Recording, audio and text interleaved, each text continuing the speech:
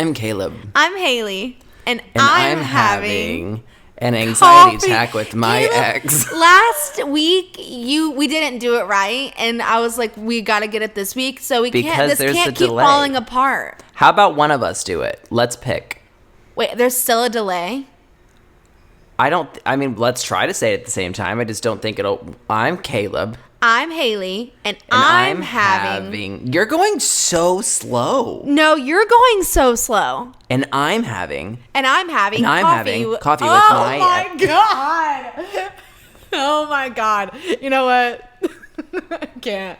Obviously, you have some kind of problem. It's not me. Every time we start to say it, you slow down. I'm not doing this with you. I'm Caleb. I'm Haley, and I'm having coffee with my ex. See, no. You just stop. I don't know why you messed it up. I'm so sorry, listeners. Oh, my I'm so tired, and I don't know why. I woke up this morning, and after I debated with myself whether I was going to get out of bed today, I saw your text that we were doing it at 10:30 instead of 10. So I didn't know that we had a time set. We didn't have it. I didn't know if it was going to be the same time. Well, I just assumed. And so that gave me time to get a little quick workout in and then shower and try to and then be 45 minutes late. Well, yeah. That gave me time to be late in the amount of time that I'm usually late. Yeah, it's 11:15. I'm always about 15 minutes behind. Well, it's 45 minutes behind. Well, that's setup time. There's me arriving 15 minutes late and then setting up from there. If that, I'm not even going to get into it, because if that were the case, if you thought it was going to be at 10 instead of 10:30 and then I say 10:30, wouldn't you just utilize that time to set it up? No. That gave me time to do all the things that I wanted to do. Oh my God. All right. So what's up? What have you been doing? What have I been doing? Well, I have been preparing for this episode by really getting into the spirit of the subject today. I've been really diving in to what it means to be anxious, I don't understand, because I feel like there's never a time where I'm anxious, having anxiety, and you're not. Not to say that you don't have anxiety, but I feel like there's never a time where I have anxiety and you don't have anxiety. But if I don't have anxiety, I never hear you having anxiety. So what's that about? Wait, I'm confused. Do you think You're our thinking anxieties... I'm piggybacking on your anxiety? I'm not saying piggybacking. I just think that maybe our anxieties are tied. I'm trying to steal your spotlight. We're synced up. We're on the same cycle. We're on the same cycle. Think about it. Think about all the times we have anxiety. It's always me too. You know what I mean? That's fascinating. But we do live a very similar tied up life. So that, I guess that makes sense. It's weird that we're in different places though, when we're both going through it. Mine's I can't pinpoint mine, which is the most frustrating thing. I was just the other day writing out a list of things I wanted to talk about today and how I have taken control of my anxiety. And then yesterday was awful. Yeah. It was we were supposed to hang out, and we had Haley and I were going to play games with Allison. And then I took an extra 45 minutes because I had to go on a walk because I was literally spiraling out of control. Yeah. It was bad. And then I just had to be a shell of a human while we were playing games until I could breathe again. Yeah. He was sitting, he made his Philips Hue lights blue, he was just going through it. Trying. If you couldn't tell, today we're going to be talking about some things that Haley and I have gone through. We've both talked about anxiety before, publicly. This isn't new information. Yeah. But I thought that it would be fun. I thought it'd be fun. Yeah. Since I think a lot of people are experiencing this, and maybe people are experiencing this for the first time who haven't had this before, and this is their trigger moment. Not to trigger anyone now, but I thought we should go over maybe our history, and if you have any things you can pull from where your relationship started with it. I don't know. I just feel one day it just happened to me. And it hasn't stopped since. I can't pinpoint what. I don't know. Just one day I was oh, okay, so that's what that is. I remember exactly the day it happened to you. What I was was in it? I was in Florida with Cameron's family, and you text me, and I remember we were at the zoo, and you had your first panic attack, like real panic attack, and I was like texting you through it. I remember this very clearly. Why don't I remember? I don't know. You probably blocked it out. Yeah. That's how you cope. Yeah. But no, I remember you texting me and you're like, oh, that's really what it was. Like, I actually felt it. And you were texting me everything you were feeling. And I was like, wow. When was that? This was, I think, last spring, maybe. Okay. Yeah, I think it was about a year ago. Yeah. Interesting. You've had anxiety for a minute. I try to keep like a history of my life, and I memorize like where everything has happened. Okay, so Beth makes Marshall. me feel like I have some sort of control, knowing when all of these things in my life have gone on. Yeah. Well, it was interesting for me because I didn't it all happened for me at once, one day. But when I looked back, I realized like the points that had led up to that. When I was younger, it used to just be like stage fright, and it used to be like a bad anxiety when my parents would fight, or it was really bad separation anxiety when my mom would be like out because she worked late, and whenever she left the house, I just thought that she was going to die or get in a car wreck or was never going to come home again. Like, I always thought worst case scenario, and I had to actually go to the doctor because I had like stomach ulcers because I was so anxious all the time, and the doctors were just like, he'll be fine. Mm-hmm. And my parents never wanted to say, like, I have anxiety. Like, mental health really wasn't talked about. It was like, is there something physically wrong with you? Yeah. So the stage fright and stuff, I remember like being in class, even like in high school, and being so like to raise my hand, like my heart would start pounding out of my chest. Yes. But that's just more of like I guess that might be normal. That's normal. I feel like a lot of people feel that, which a lot of people feel anxiety. Yeah. Without even like realizing that's what that is. Yeah, I mean, anxiety is a normal feeling. It's not abnormal to feel it. It's like that the point when it goes from like normal anxiety to debilitating. Yeah, that's where, and you don't know where it's like stemming from. Like, you don't know the reason. Like, if you're scared in class, and obviously there's a reason, but whenever you're like, wow, I woke up today and my heart is pounding out of my chest and I don't know why. Right. That's when it's like, I don't know what to do. That's when it gets kind of like, that's when you get anxiety about your anxiety. That's the worst. That's the worst. Oh my God. It's interesting because the more I read about it, the more I realized that like everyone, especially in your early 20s, like early to mid 20s, if you're going to like develop something, that's when it usually happens. Uh-huh. And so since I had always like, dealt with anxiety, but I had a moment where I had a first panic attack. And for me, that was, I don't know if I've ever talked about this, but I might as well. I went through a time period where I smoked a lot of weed. I smoked a lot of weed. And it was great. It was great for a while. Yeah. It helped me get through a really bad breakup. It was something I leaned on, but then one day, for no damn reason, I started having a panic attack while I was high. And I will never, oh my God, I hate talking about it. I will never forget that. It gives you anxiety to talk about it. Yeah, because like that moment, that first panic attack is what that will linger with me forever. Yeah. Like, that's why I still, like, when I even, like, smell, like, I haven't smoked in, like, 5 years since that moment. Yeah, you haven't. And even smelling it, like, takes me right back to that moment of my panic attack. Yeah.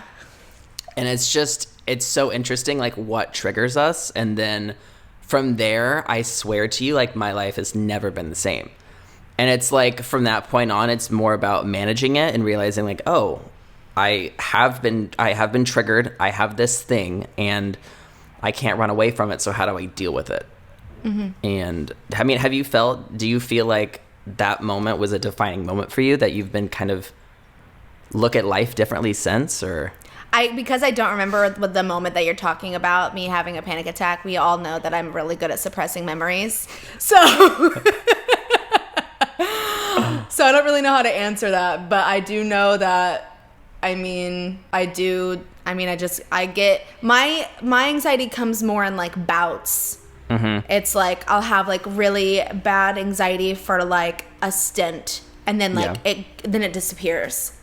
You know what I mean? I don't know if there's like a one thing that really like makes my like heart race and like triggers me to the point of like a panic attack.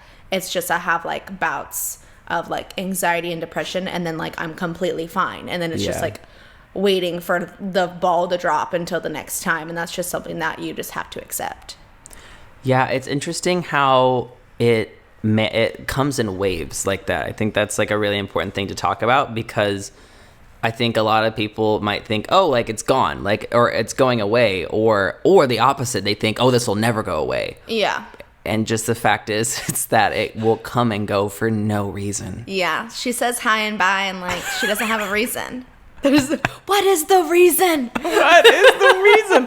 And it's so frustrating, because you're just like, for like me, I can't, when I'm anxious, like I can't enjoy anything. It's like I can't just go on a walk or like watch a show like that. It's so hard for me to even be able to function. I don't even desire to like have fun. I just want to freeze and explode. Yeah. That's the only way to like, that's like how you feel like the best way to alleviate whatever it is, just to explode. I guess what are, like, if you could describe like how you feel, like how it manifests, like what I guess are your things? I just go, I see red. I see red, and I like can't breathe. I'm just like crying uncontrollably most of the time. But also something I want to touch on is that I feel like a lot of my anxiety, whenever I was trying to get to like, because I don't, like you have like a moment in time where you feel like, okay, this is what triggered my anxiety, and I feel like I didn't really have that like that thing. And so I was trying to like take note of like, what is it about? Like, what's this about? What are you here for? What are you here for? And even though sometimes this isn't the case, I find that more often than not, the case for me is like, it's kind of weird, are my hormones. It's my period. Yeah. I have a lot of like hormonal anxiety. Like whenever I'm on my period is when I have, or about to be, is when I have the most like anxiety or like panic attacks or even like depressive episodes, is when my body is like, because my hormones are so crazy. And that's like, it's not unheard of, but I don't feel like a lot of people like talk about it, because like they're just like, oh, you're just like hormonal, you're just like crying, like you're on your period, and like, okay, sure, but those are real feelings, and like it doesn't feel like, oh, I'm just on my period. I feel like I'm gonna die. Have you You know what I mean? like talked to, have your friends or anybody like said that as well? Is that normal for women? I don't think it's like normal. I think it's normal to be hormonal and like emotional and like mood swings, but like when you're in a full depressive or anxiety ridden state, that's not as normal, but I know that it's not unheard of. Mm-hmm. But I'm sure there's women out there who can relate to that, but no one really talks about it, because then it becomes like this thing of like, oh, well, you're just on your period and this will pass. And it's like, okay, no, but it still like affects you. That's a month out of your, or that's a week out of your month, like for 12 months.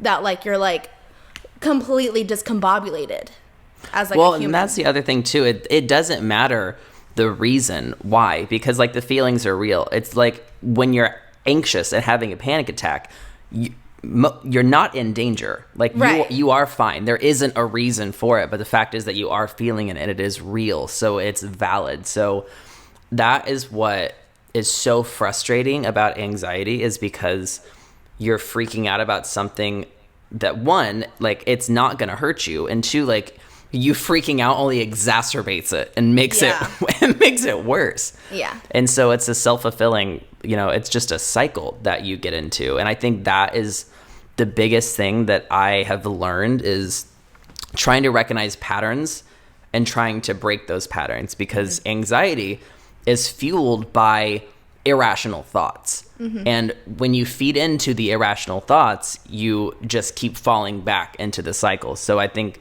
the best thing that I've learned throughout all this is, which actually was therapy, was something that helped me, was having to confront my irrational thoughts out loud. Like, why are you anxious? Well, I don't know. Like, why are you feeling this way? I think I'm dying. Like, well, you're right here. You're not dying. It's just like saying things out loud, especially to someone else, was really helpful for me to recognize how to break that pattern. And now I've been able to kind of take that.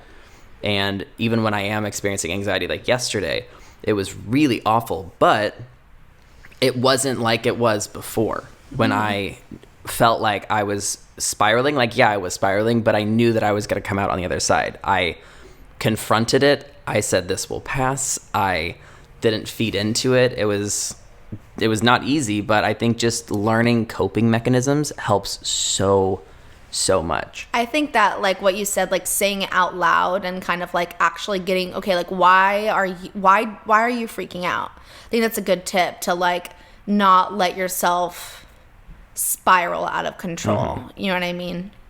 Because if I said out loud half the shit that I was having anxiety about, I'd be like, what the fuck are you talking about? No, you feel crazy. Yeah. And that's the other, like, a big fear of mine, especially after, my whole, like, episode was I was convinced that I, like, was literally developing, like, schizophrenia.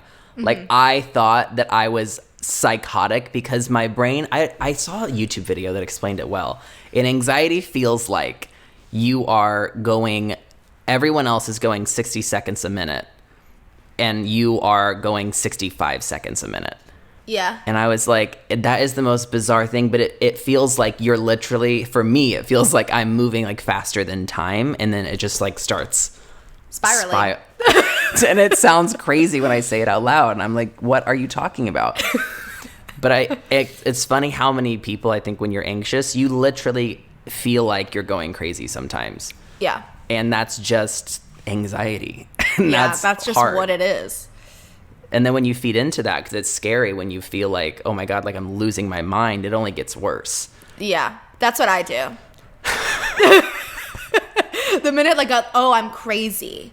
That's when I'm like, okay, I'm too far gone. I'm too far gone. I'm just a bird that's already flown away. Oh my God. Yeah, I remember, oh gosh, for the first couple years, and that was also like the year before I moved to LA, and it got to the point where I couldn't choreograph, I couldn't like do my daily functions. Yeah. Without it, it's all I thought about, it's all I felt all day, every day for a long time, and I had to wake up every day and just fight. And that went on for years. And I mean, like, I still sometimes, deal with it. But, like, for a good 3 years. 3 to 4. Yeah, 3 years. Yeah. It consumed me. Like, every single thing I did, it was just like, how am I going to make it through this day? And then while I'm, doing that, like, we're touring. We're doing a reality show and doing interviews or making videos, running a business. It's just like anxiety doesn't wait for you to like not be busy. Right. Which is, I mean, that's so true. And like people, like you have to go on with your life. Like you can't stop your life for it as much as you want, which is why it's so important to learn how to deal with it and not run away from it, because you're not doing anybody any favors. I really tried. I did like there's an app called Headspace. Did you ever use it? Mm-mm. Meditation is, I know a lot of people say like meditate. Oh yeah, you used to be big into meditating. I was like forcing myself, because it's not it, especially when you're anxious, it's like the last thing you want to do is sit and be still. That is the opposite of what I need right now. I need to run. Yeah. But I would like sometimes force myself, and while I really can't like meditate, like it's still very hard for me. The things that it was saying to me, I think it did help, because it gave me a coping skills. And it said, when you're feeling anxious and feeling scared, the best thing you can do is sit with those thoughts, accept those thoughts, like befriend those thoughts. And It's kind of like looking at like the scary monster in your room, but just like turning on the light and being like, all right, bitch, you're here, I'm here. Like, what are you gonna do about it? Yeah, it's way easier said than done, though. It takes at least a lot of practice and like discipline to do that. Yeah. Well, for me, what it personally took was me spiraling to the literal end, like to where I reached the end. I had ascended as high as the universe goes, and I didn't die. Yeah. And I think when I did that enough times and didn't die, yeah, I was like, okay, maybe I can look at this monster. Maybe I'll get a little bit braver. It's kind of like riding a roller coaster. Yeah. You know? Yeah. And it's just, I don't know why. And for me, it's like always the fear of like, oh, I'm going to die. Like I literally always felt like I was just going to have a heart attack and explode. Mm-hmm.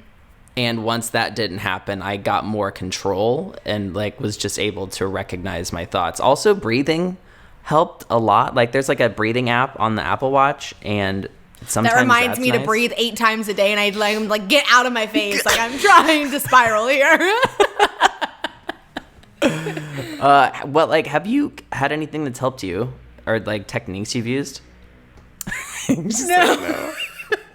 I feel like anxiety is still relatively new to me. Yeah. So much so that I don't really know how to. I know like what it is, and I know that it's not going to go away. I just feel like I'm still working on like how to manage it before it completely destroys me. So, you know, sometimes too, though, when you're anxious, it's like, sometimes it's not like a lifelong thing. I think sometimes for people, it's like your body telling you something, telling you that it needs something, or that it's in a situation that it's uncomfortable. I know for me, when I still think it was like obviously the panic attack when I was high, but I think that there was a lot that I was still feeling from like my last relationship that I hadn't let go to after literally like 3 years. Yeah. And I remember being in therapy because I finally, I hit my breaking point and I was like, I'm done. Like I can't function. And I think it was Bria who was like, you need to go to therapy. And so that, which also deciding to go to therapy, especially in the world we live in with the healthcare we have, is impossible. Yeah. Like that is such a barrier to entry. Even like now I'm not in therapy, and just like the idea of trying to get back into it is really hard. Yeah. Because there's so many steps. But I went, and after like having a panic attack about feeling like I didn't know what to tell a therapist. Me. Literally awful, but it was so great. Like I was able to do some sessions with her and talk, and that helped a lot, just to again say things out loud to a third party who doesn't know you. Yeah. And she tried this thing on me called EMDR. I forgot about this. And she kept trying to convince me to try this EMDR thing, this like brain, this memory sorting method, whatnot.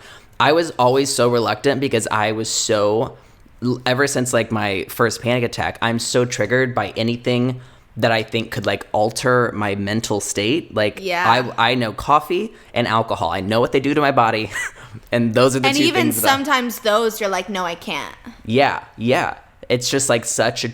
I could literally go into a whole episode about how still scared I am about ever being accidentally high again. I know. But it's like paranoia. I know.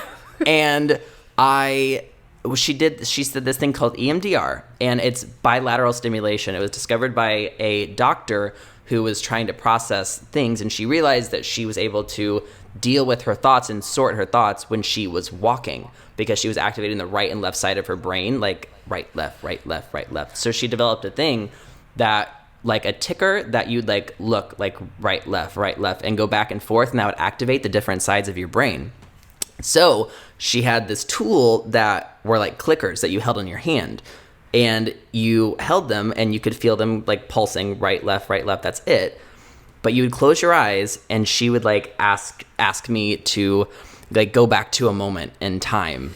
And this is giving me anxiety. She was like, what are you? I think of like an emotion and think of like a specific memory, and I want you to tell me the first thing that you think of and just like start talking. And it was bizarre, but it like activates naturally, just like you're walking, your brain. Yeah. And I remember I like went back and I was thinking about moments with Eric, and we're name dropping. I know, it is.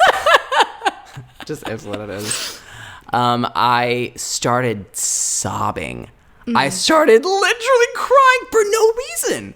Yeah. And I was just, and it was so weird because it felt like literally everything that like emotions that had been like stuck somewhere were just like dislodged. Yeah. And like released. And after that, like we kept doing it a few times, and I felt like every time we did it, basically the idea is that it's taking memories that you haven't dealt with and it's processing them, kind of like a filing system. It's just like unorganized files in your brain, and it's just putting them in their place. Mm-hmm. So yeah, they might still hurt, they might still bother you, you might still be sad, but you can actually deal with them and like manage them, and it won't debilitate you and manifest itself in other ways. Mm-hmm. So that, for some reason, I feel like really helped me and helped me process a lot. But that didn't fix my anxiety. It was just like, when you have anxiety, everything else in your life that goes wrong then like feeds into the anxiety as well. Yeah. So it's even more difficult because we're also human and like go through things. Wow, that was a long tangent. So sorry. It's I could helpful, literally see you like being like, nope, not me. Oh, Not no. me. Oh, no. Which leads me. So you're talking about that, and I was like, oh, I would derealize so fast. So let's talk about derealization. I have this as a bullet point. Let's talk about derealization, because I feel like that's probably how my anxiety manifests the most. And like, in everyday situations. Not in like a full panic attack, full blown out, like can't function. It's what my body does so it can function. It's my superpower. No, you're right. That's exactly what it is. Yeah. It's your body's defense mechanism. Fight or flight, and I am out of this bitch. Flying, soaring above myself. You're not flying, you're levitating. Haley and I joke. We'll be like backstage before we go on stage, and she'll point to the ceiling. She goes, "Look up, there I am. See me?" I'm always like, in like a stressful situation, I'm like, oh, there I go. There she goes. There she goes. I usually go up there with her. Yeah, I mean, We'll just hang out. It's a joke, and like, I mean, it's funny because we both go through it, but it's, when it first starts happening to you, it can be really scary. I don't think a lot of people talk about that. I feel like we've had to kind of not coin the term, but it was not easy for at least me to find information about it. So yeah, if anyone else has experienced this, and people have, I want to say real quick, I posted on my Instagram like a year or so ago about like if anyone else like experiences derealization or dissociation, and I got so many responses of like, yes, oh my god, like, yes, I didn't know that other people experience this. Like, no one really talks about it, but it's very common. It is crazy because it's your body protecting itself. Yeah. But can you, okay, so when you derealize, like, what do you feel? How do you? Nothing. I feel like I'm in a dream. Everything kind of like either comes into focus or goes out of focus. Yeah. So yeah, everything is like either like everything's like muffled and I'm overstimulated. That's how it feels, like a little bit of like overstimulation and like a very intense, vivid dream, or like I can't hear anything or see anything. Yeah. Yeah. It's like one or the other, which is why I don't like wearing my glasses. Here, I was just about to go into that. Because it brings everything to focus, and it immediately sends me into like a dissociative state of like, I don't know what's real. This feels like a video game. I know what you're saying, but it's also just like so annoying because just like you should just see. Like, I can't get on board with that. When you literally like, can you please read that sign to me? I'm like, put your glasses on. Like, you're a person. We all have to deal with it. Do you remember whenever you like first started feeling derealization? I think I felt that from the beginning. I think that's really like when I have my panic attack and I'm actually in the thick of it. The derealization is what I feel. I think now I'm able to feel that without having a panic attack. So it's very scary and it lasts a very long time, but I'm able to at least like not go into cardiac arrest, which is great. Yeah. I like yesterday even I felt it. So that's probably why I felt it. God was like, you know what? I really want you to know how to explain this. Yeah. For me, it's kind of like, it's again that feeling that everyone else is living within like 60 seconds and I'm like going 65 seconds. Yeah. It's like my eyes, I swear to you, like I don't know where I'm looking ever, and it feels like no matter what I look at, I really can't focus on it. Yeah. Or if I can focus on it, I'm only focusing on like a tiny hair, and I'm like I can't even fucking describe it. You can't like see the whole picture. It's like tunnel vision. Anything. And then it's terrifying. It's like tunnel vision. And it's like everything just starts to blur around you. And I feel like I'm floating out of my body. And I feel as if like my mind and my body are like two separate things. Yeah. And they are not connected. And I just feel like I am hanging out inside of this carcass. Yeah, it's like on autopilot. Like, I don't know, like, oh, who told you to put your hand up? I didn't tell myself to put my hand up, but I did it. Like, how am I having conversations with people? Like, I'm not there. Whenever I first kind of recognized the feeling of like derealization happening in a situation over and over again, it was when I was teaching dance. Interesting. Isn't that so weird? Like, I mean, obviously it would happen in other instances, but I was like, teach today, I'm gonna derealize.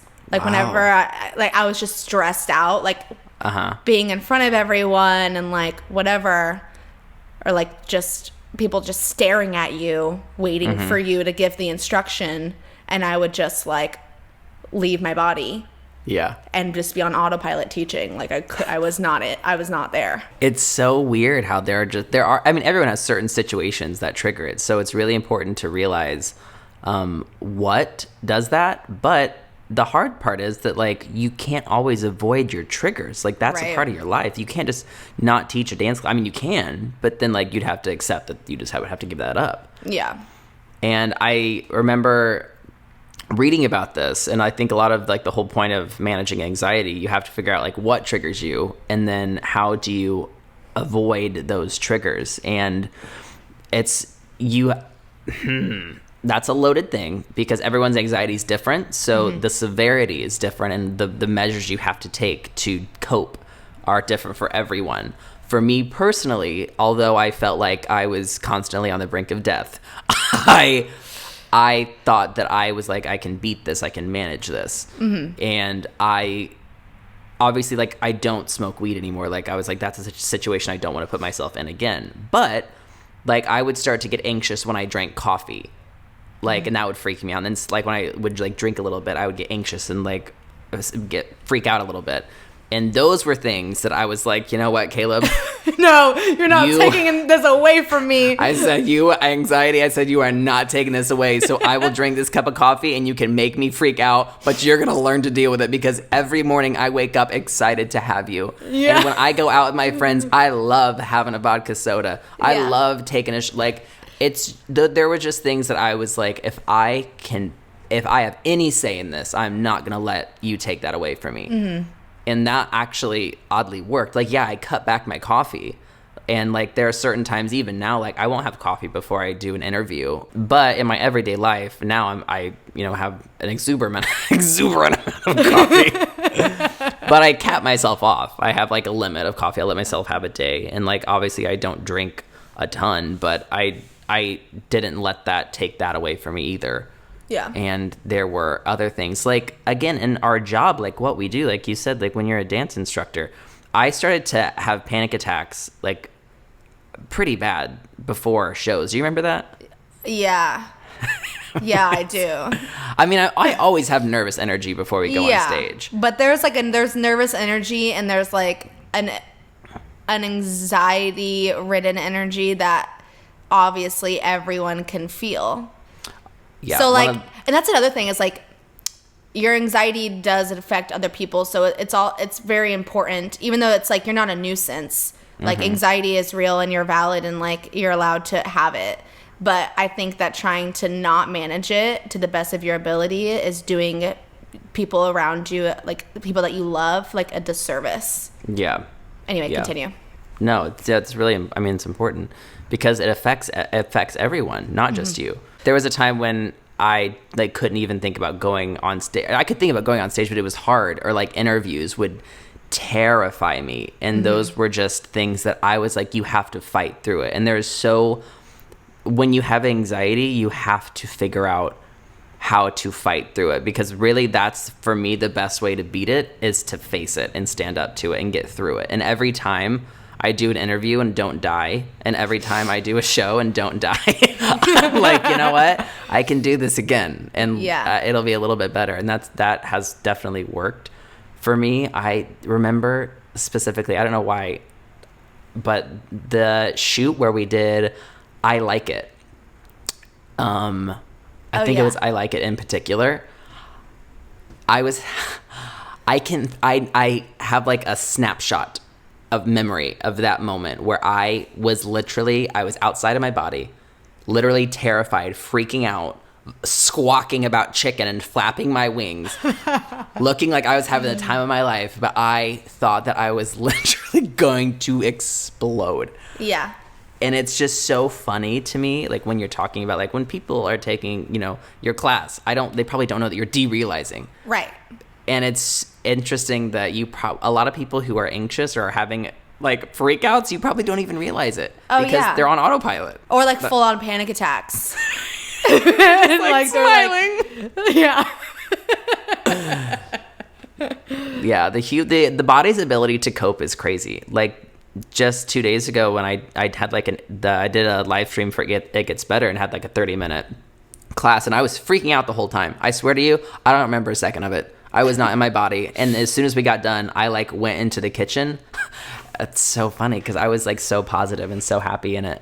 But I went into the kitchen, just like sat down, like put my hands on my face and literally just almost cried. And Karen was like, oh my God, that was so great. Like they just emailed us and they think it was amazing. And I was like, yeah. Were you there? Because I wasn't. I'm dead. Yeah. We love to derealize. And we love to derealize. And we fuel it for each other. We really do. But like that's just what it is. I have found that when I am, I guess, really anxious, doing things, and you said this before, doing things that make you happy is your go-to kind of for coping. Yeah. And I think that is really powerful to put yourself in situations where, like last night, the last thing I wanted to do was FaceTime you guys. I wanted to go to bed.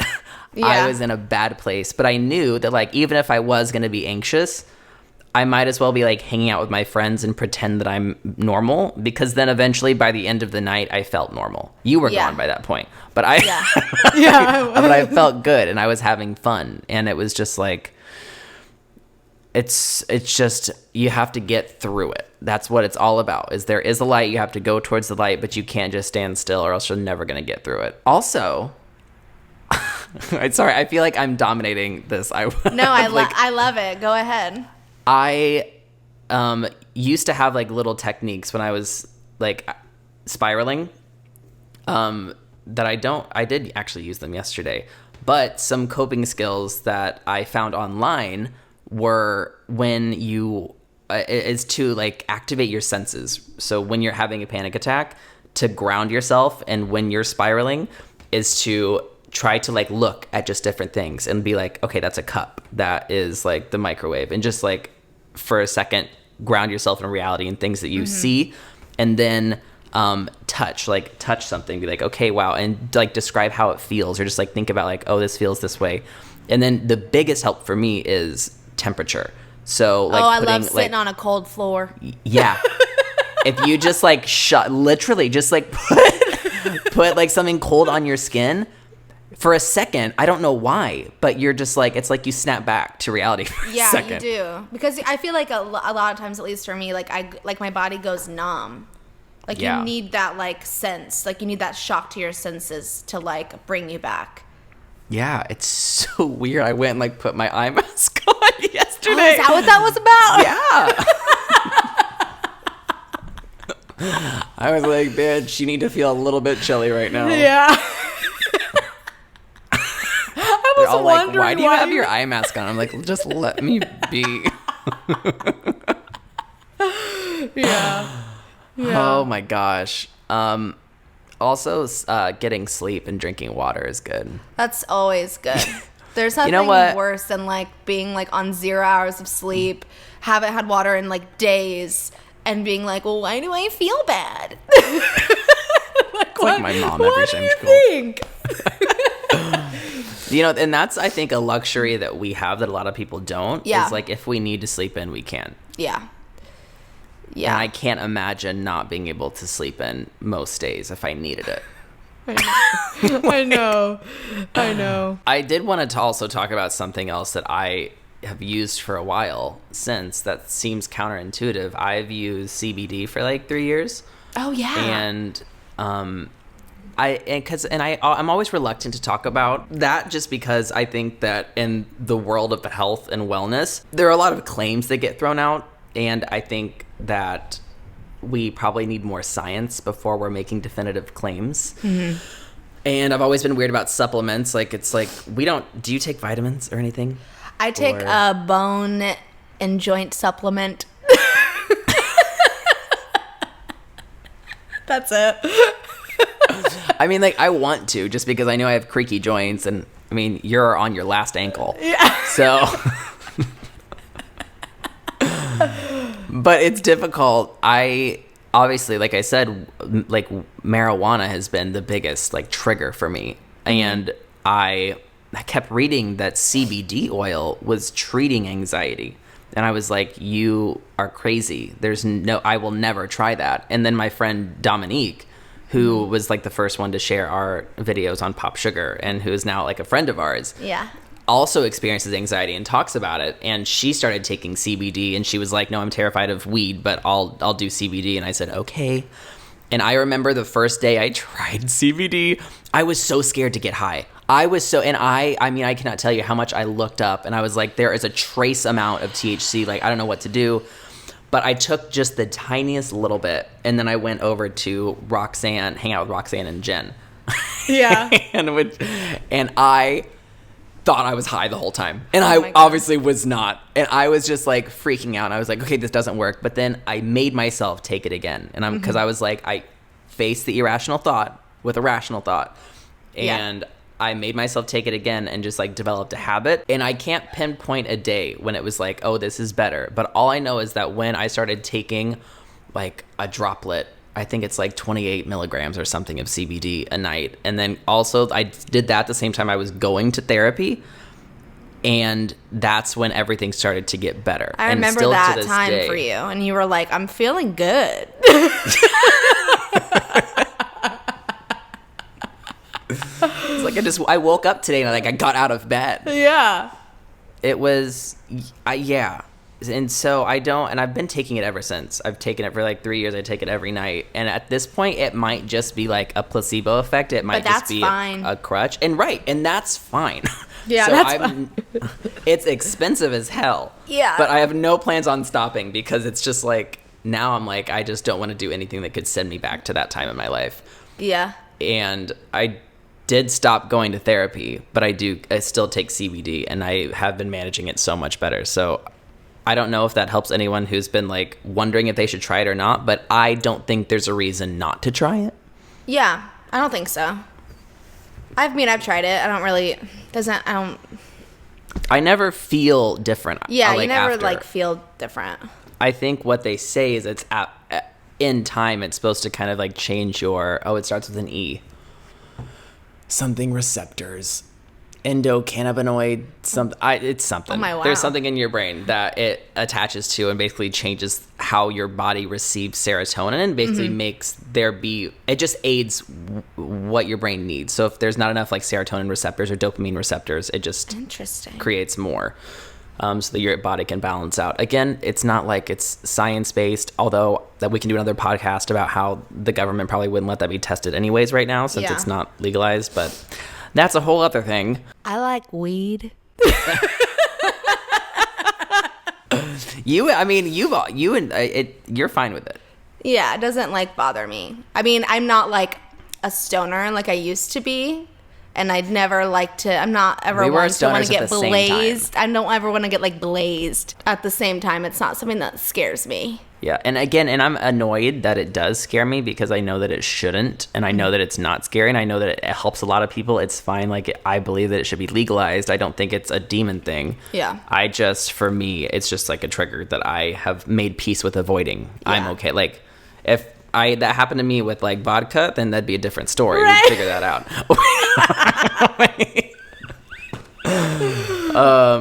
No, that's funny because we were literally stoned at the exact same time. Oh my God, such stoners. Oh, what a time. College, man. Literally the first year of the fitness marshal for me. That's why when you watch videos of like circus or like some of the earlier ones where it's just like flash, oh my God, hey mama. Hey mama. Hey mama. I was very high when I did that. Oh my gosh. Wow, that is so funny. I tell you what, I created some art though. Yeah, I was high when I choreographed it. I remember I smoked so I could choreograph it. I love Hey Mama. It is a masterpiece. Oh. That is so funny. What a time. What a time. Ugh, we could do a whole podcast on just that time. We could do a docu-series on that time. Where is Shane Dawson? Right. Oh. Wow. Well, do you have anything that you've been like listening to this week? I think we should do the music recommendation. My phone. I'm using it. I never know what I'm listening to unless I look at my Spotify. You go first. I go first. Well, since we're talking about, since this has turned into the weed podcast, Grandma, I'm so sorry if you're listening to this. I want to shout out the album that I loved to talk to. Oh, Tinashe. Tinashe's Aquarius album. Oh. It got me through some hard times. Yeah. You know so what? Chill. You know what I used to listen to all the time when I smoked? 1989. One Direction.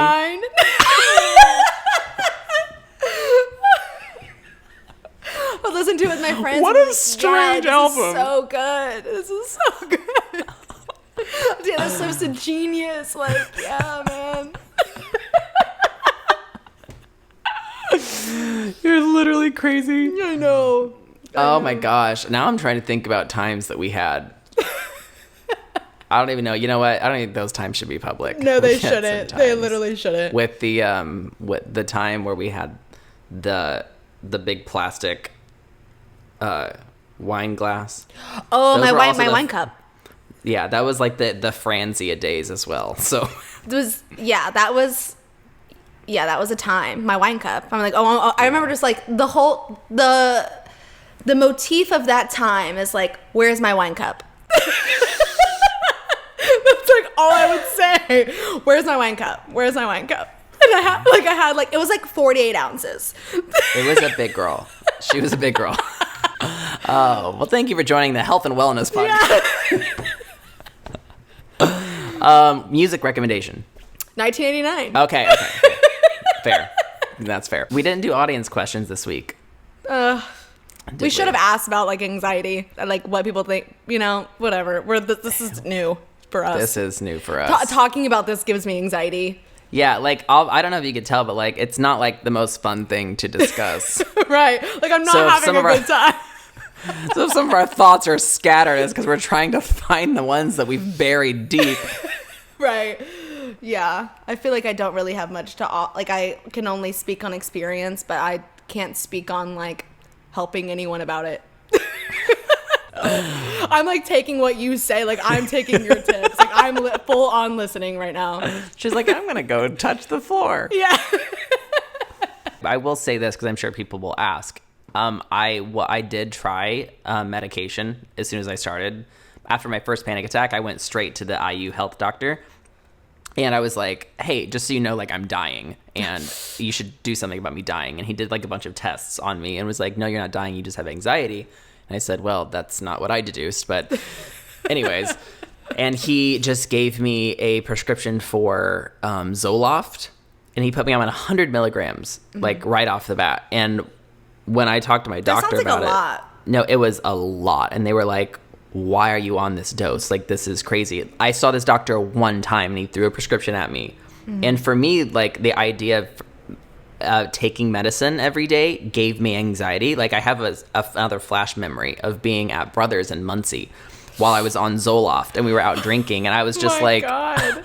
I don't like that I have to be like worried about like interacting with my medicine. I feel a little bit different. I didn't like it. I didn't feel that it helped my anxiety. I think that for me, it just reminded me every day that I had a problem. Yeah. And I know that medicine helps a lot of people, so I'm not knocking it at all. It's just like that. I was on it for like 6 months, and I know that's probably not long enough, but I just wanted to 6 months is, I feel like, a long time. That's a long time. Yeah, I know it takes a while to like kick in for some people. I think they say like stay on it for at least like 6 months, but maybe I stayed on for 5. I don't know. But I also stopped it cold turkey. Yeah. And didn't, like, I remember messaging my doctor on Facebook, and I was like, can I just like stop this? And I didn't like wean myself off. And I remember as soon as I stopped it, I started getting like electroshocks.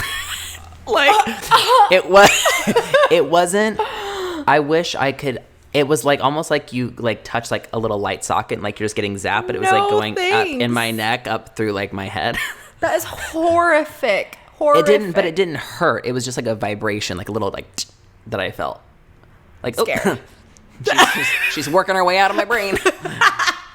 Yeah. Do you have an intention for the week? I would like to stay grounded. Cute. My intention for the week is to practice the coping skills that I have learned and to manage the current wave that I'm feeling and realize that it is just a wave that will pass. Take me like a wave. My intention for this week is to get off my period. That's my intention. That's a great intention.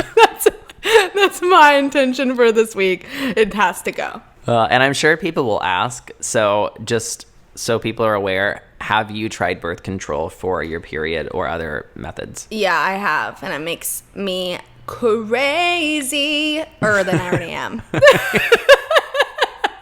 So if anyone has any recommendations for me, let me know, and also call the doctor for me because you know I'm not going to.